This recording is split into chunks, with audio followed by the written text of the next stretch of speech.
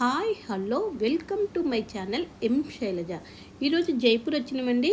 ఇప్పుడు జైపూర్లో మనం హవా మహల్ చూడటానికి వెళ్తున్నామండి. చూడటానికి వెళ్ళే వే ఇదేనండి. ఈ దారి పొడుగుతా షాప్స్ అన్నీ కూడా పింక్ కలర్లోనే ఉంటాయి.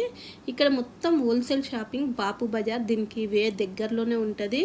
ప్రతి ఒక్క వస్తువు కూడా ఇక్కడ హోల్సేల్ దొరుకుద్ది.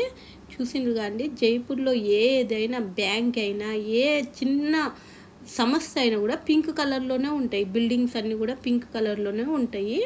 చూడండి, ఇక్కడ మేము హవా మహల్ వచ్చినామండి జైపూర్లో.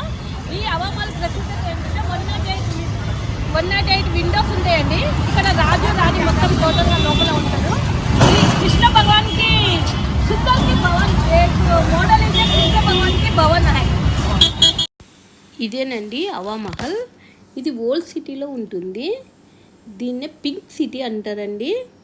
ఈ హవా మహల్ని రాజా ప్రతాప్ సింగ్ 1799లో కట్టించినాడు.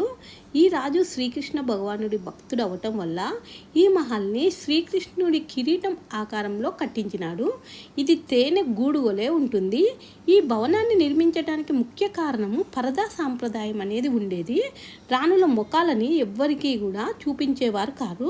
అందువల్ల రాణులు కిటికీల నుంచే బయటికి ఉత్సవాలను ప్రజల దినచర్యలను చూసేవారు. ఈ ప్యాలెస్కి 108 కిటికీలు చిన్న చిన్నవి ఉంటాయి. దానివల్ల చల్లటి గాలి ప్యాలెస్లోకి వీస్తుంది. ఈ ప్యాలెస్లో ర్యాంప్ ద్వారానే మనము నడవాలి, మెట్లు ఉండవండి. రాజస్థాన్లో ఎండలు ఎక్కువగా ఉండటం వల్ల మహారాణులు అందరూ కూడా ఈ ప్యాలెస్లోనే ఉండేవాళ్ళు. చాలా అందమైన బ్యూటిఫుల్ ప్యాలెస్ అండి హవా మహల్. చూశారు కదా హవా మహల్. నెక్స్ట్ ఇంకో వీడియోతో మీ ముందుకు వస్తానండి.